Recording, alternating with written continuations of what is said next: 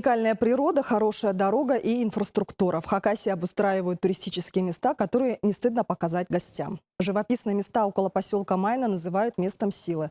По хакасским поверьям, именно здесь обитала богиня материнства Имай.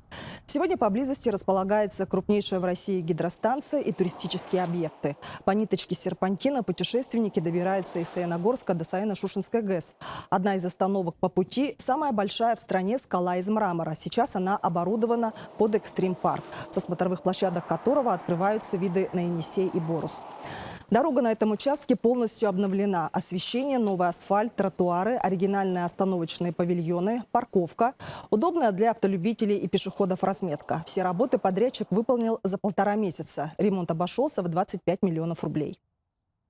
Необходимость строительства остановок и парковочных мест на автомобильной дороге Саяногорск-Майнская ГЭС Черемушки обусловлена развитием транспортной инфраструктуры к местам туристического показа и расположением в данной местности экстрим-парка «Мраморка».